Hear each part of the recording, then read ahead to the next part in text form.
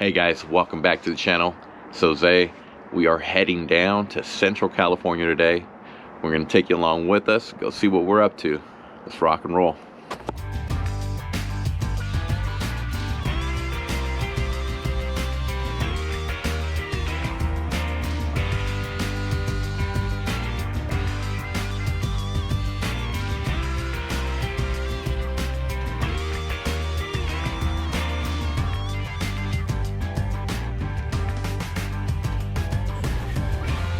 Stop. Cut.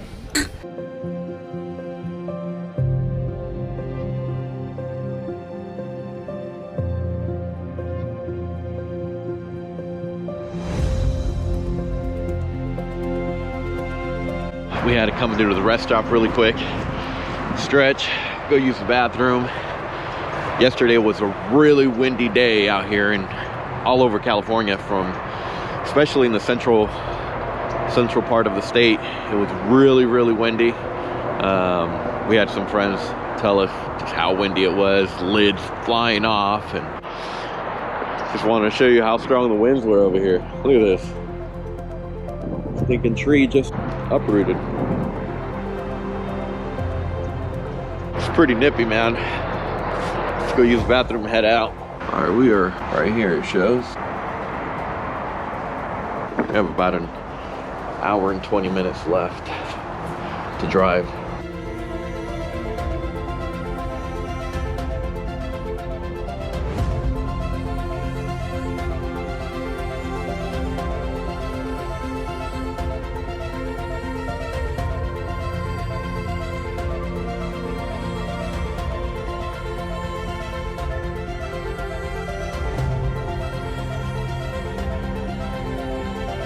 All right guys, we are here, we touched down here. This is French camp that we're at in the Central Valley. His name's Jose Coria Farms. He has a pretty fascinating story on his journey of becoming a beekeeper. Chat with him here in a little bit, and he'll give you the little lowdown on his company and his whole story. So what are these things here? These are our queen mating nucs. I started these a few years back to kind of get started in the queen rearing business, just for personal, nothing crazy. And I fell in love with it. Just the convenience of being able to know your genetics, where they come from, and not having to worry about placing orders, and knowing exactly if you're getting old queens, you know, so we know that I'm getting what I'm breeding. And I'm really happy with our genetics too. Nice. What so this is what, like a 2-frame? Yeah, this is a double mating loop. It's got our medicine on it. How do these do with the heat? Because ours will abscond, they're gone. These don't get hot because they have plenty of room. These are actually the frames that come with ones from Lake. See how small the top is? Yeah. I made these.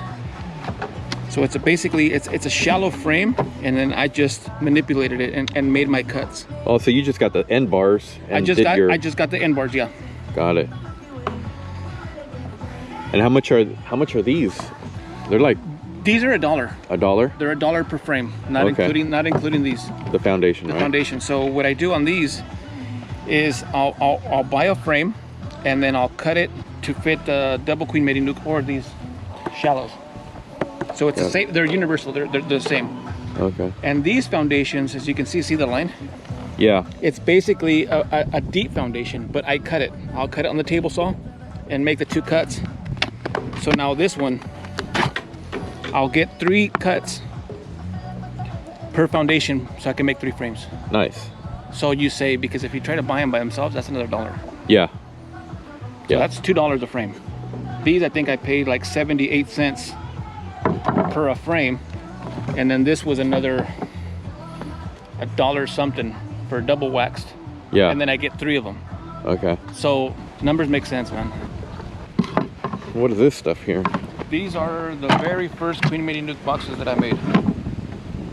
They're fixed to a pallet, so the pallet is basically the same size as all my 10 framers. Okay, nice. They worked out nice. The only thing I don't like about it is that there's a gap. The only bad thing is when you're getting ready to pull the frame out, like you had said earlier, you'll roll the queen, you'll smash her. And I didn't like that. And then when you do 2 frames, you get a bunch of bridge comb all on the side, and the same thing. When you pull that one frame out, you can roll the queen. And so that's the only thing I didn't like about this. So I did make a bunch of these, and then I stopped because practicality, I didn't like the risk of losing, you know, what you work so hard for is that queen. Yeah. So then without an inside feeder, you had to feed. I have to bottle feed on top. Yeah, these things won't go. They're nice and snug right there. Yeah, they're nice and snug. So I made them pretty tight, and then it has like a little lip, so it stops. So the bottle won't go, you know, all the way past it. Yeah. And what I do is when I first place a queen cell, I'll keep it like this. And then once I check that she's been mated, I'll turn these lids backwards to kind of give us an idea of like, well, this one's already mated. We're gonna let her get established, and then we'll be able to pick her. And then once we pick her, she'll come back to this position. Got it. So that kind of helped us get control on.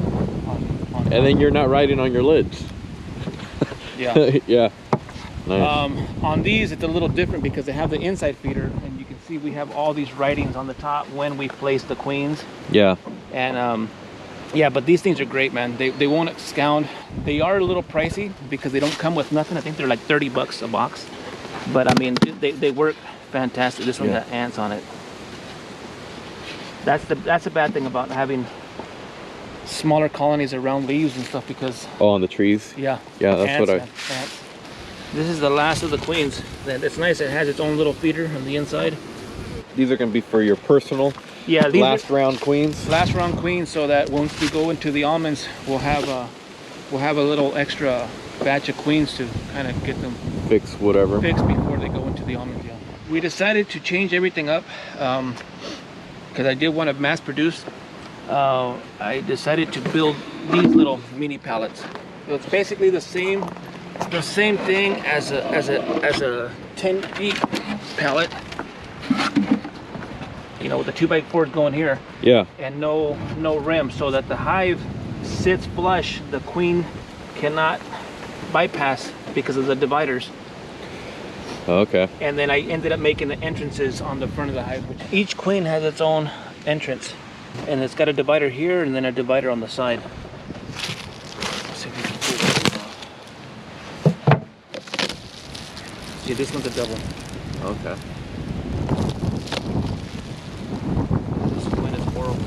This right here works great because it helps them maintain the heat, and if it's hot out, it also it's like a deterrent for the heat to go into the hive because it's like a heat barrier. Okay. And it works great, dude. Nice. And I just stapled it here in the center, so I'll put a couple staples here on this board here. So I saw this on these.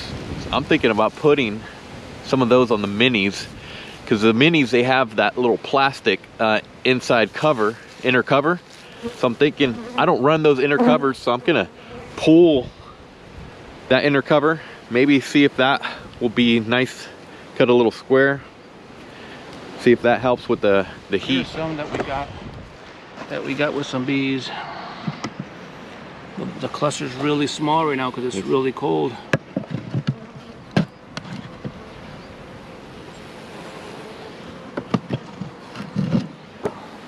So these ones here, they're ready or not ready? These, because this was just like the last queens in the cells, there's really no information. There's no information because this is the last one. We're not there's no cycle after this one. Yeah. So these we still have to check to make sure that there's egg, and then basically just let them build up.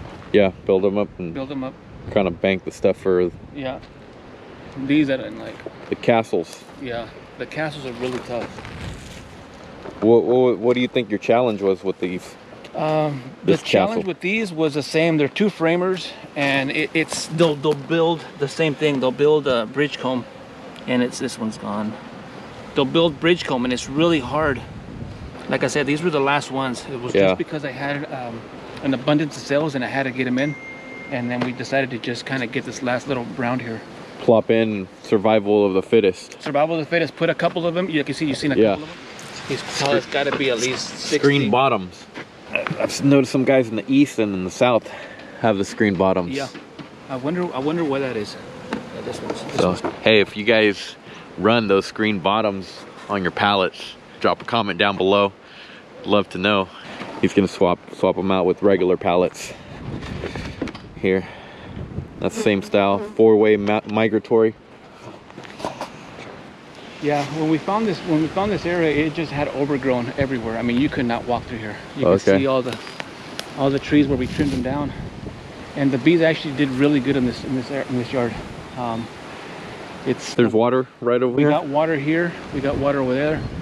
It's got like a little pond, and they did really good in the tree line because they had like a reference point, you know, of where to come back. And then the sun doesn't really beat too much here, and they have a nice airflow. These were all 4s. Each box contained 4 queens. Because we did our last batch of queen cells, we decided to take everything out. So taking all the dividers. So now they got 2 queens in each one. So they have a queen here and a queen here, because typically this will have a divider this way, and then these 2 slide in and out like this. So we would have a queen here, queen here, queen here, queen here. Sweet. So then we collected all the queens, took the dividers out, consolidated all the brood to the center, and added queen cells for our last push on queens. And it works, man. Yeah, it's a nice little spot to run queens. Yeah, you're out of the sun. I actually got into bees. My mom and dad were investors, and I had a beekeeper from a family relative that was from Texas, my mom's older brother.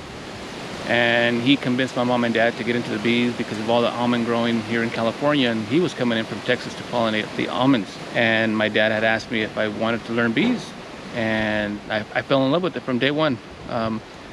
It's kind of funny because when we first started, I really never got stung by bees, never. And when we went to go pull the hives out of the orchard, we had the safety goggles, a bandana, a beanie, and a hoodie. That was our protection. That was our PPE, and cotton gloves.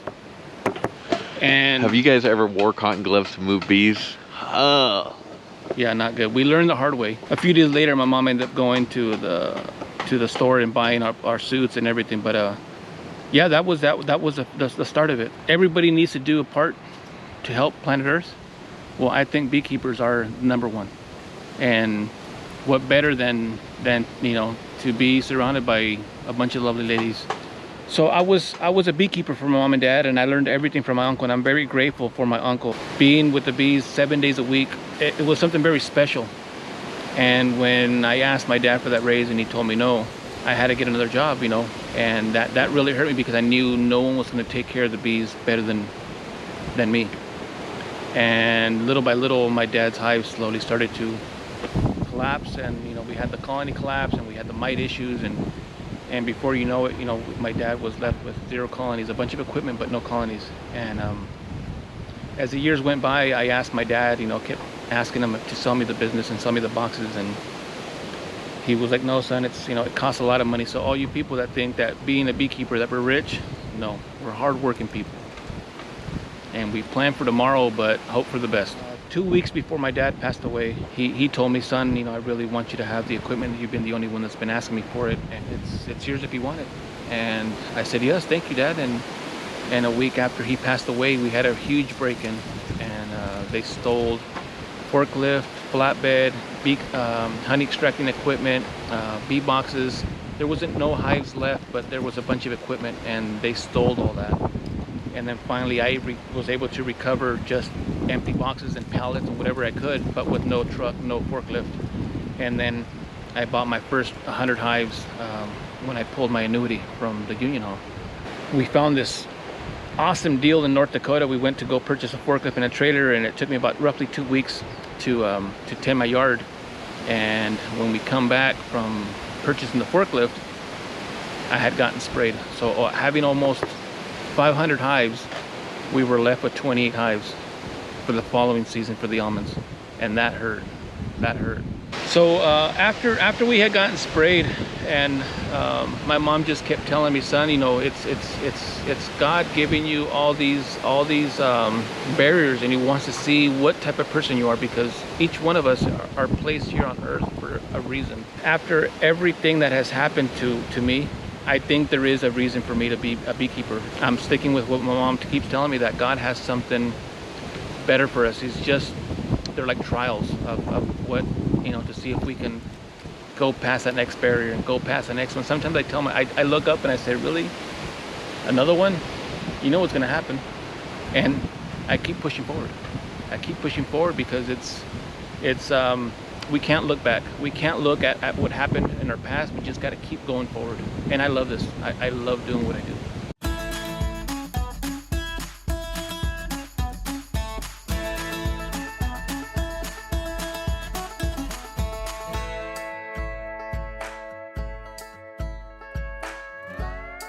And you know what's funny is that before they said to use it once a year. Yeah. Or, you know, twice a year. Now, if you look at the latest, they say to use it once a month. Once a month. Wow. It's not cheap. No. So it's like almost, what was it, like $800? $800 for this. Yeah. It's not cheap, man. So I don't know. I do notice a difference. I'll tell you that. I'm not gonna say it doesn't work. It does work. Yeah. But I think if we take vitamins to make us feel better, why not the bees, and kind of supplement them a little more?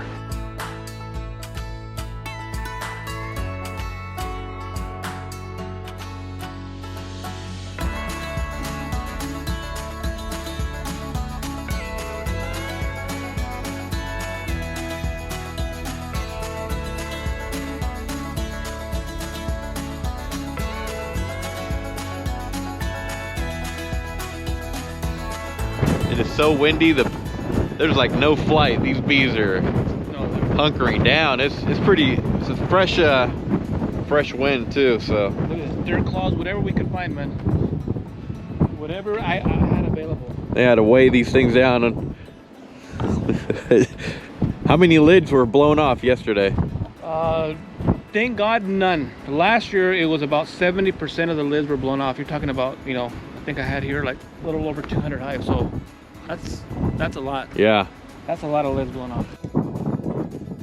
Yeah, this one yesterday was none, thank God, dude, because these we ended up cracking the seals to feed them and to medicate. Yeah. The ones over here, the same thing, but I ran out of straps. Got it. Because those are really strong singles. I was okay with that. Yeah. The ones over there we didn't touch, but we still, just to be safe, we put boxes on top. Yeah, it's amazing, man, when what the bees can do to seal those lids up, man. Oh yeah, with the propolis? Yeah. These all got broken into yesterday, so they're... Yeah, pretty loose. Yeah. Yeah, some of them are doing a little bit better than others because, like I said, we grew our numbers this year, and to do that we had to, you know, rob Peter to give to Paul and just try to build the numbers up. Especially with So everything got requeened this year? everything. I have no queens from the previous year. Everything is all new. It's all this new genetic Russian Italian. Russian Italian. Yeah, they're a little dark. Yeah. And then I got some in the bank. I got some queens in the bank right now. Nice. And then these are all going to be in the bank too. All the ones from the nukes. The nukes are probably going to go into singles. I'm going to do 3 of the nukes and make 1 hive, and then I'll have 2 extra queens. I forgot to bring my kite. Yeah, you wouldn't.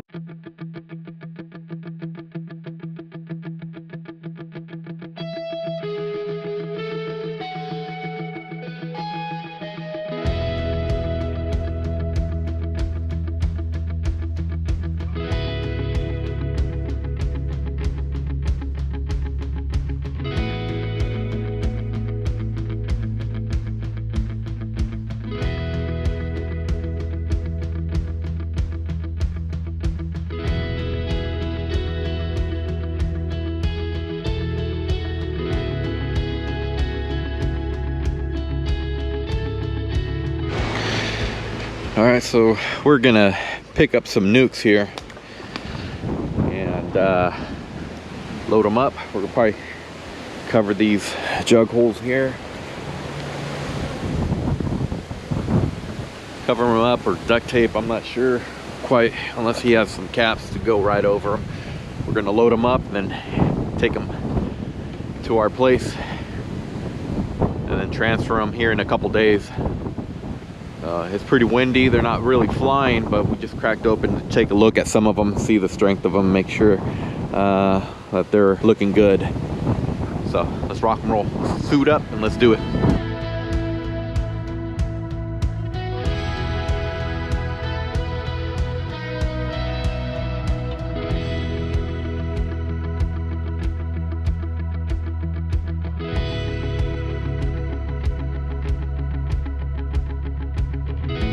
When I had my loss, it felt really bad for people, big beekeepers that I know, that just to be like, hey man, sorry man, I know how it feels.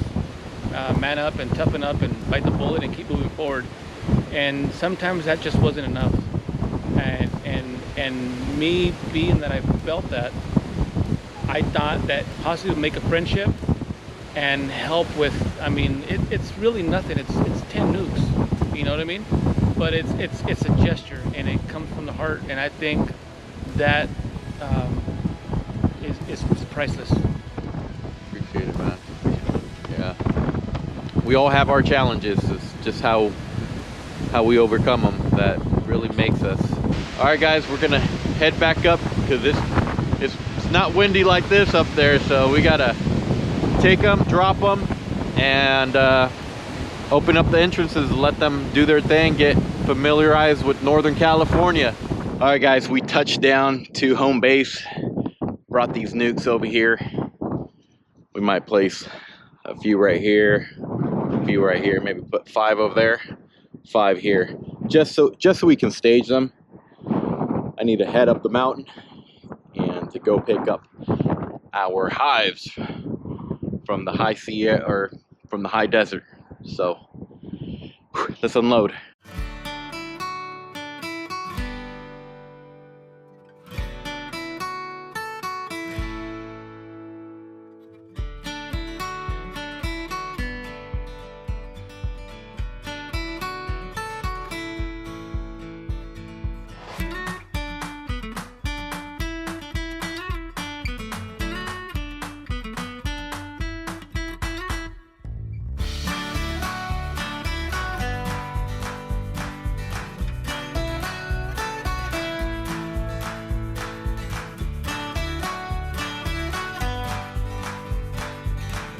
And right here I set it up to be almost like a little 4-way pallet. That way I could transfer them into at least singles and start working on them, getting them built out. So we are going to keep these as singles, a single body deep. And the reason why we're going to do that is just because they do a whole lot better overwintering. That way they can have that nice warm cluster. You have the lid, the bottom pallet, and it just keeps that heat confined to that small space rather than trying to crank out a double deep and force it. We'll keep it a single and let it really brood up, and if we need it for the almond pollination, then we could utilize it, put it into a weaker hive, or even possibly if it's wall-to-wall bees by then we can use it as a single, rent it out as a single, or just throw a box on top to get the full shebang.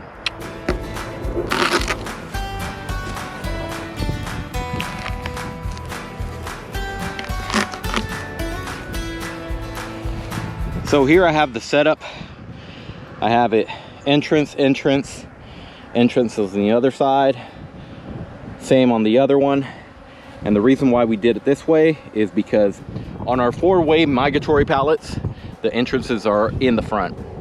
So we want to make sure that when we put it in that hive body, that the air flight is still returning in that same position. You don't want to disturb that. It just makes things a little rough on the bees. You don't want them to drift to the one next door or whatnot. So this works out great.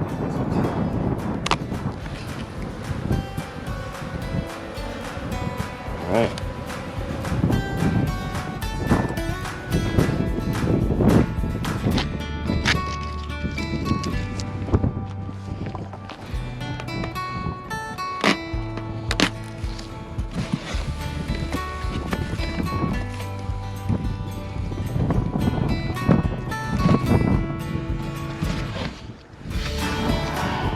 put these ones here.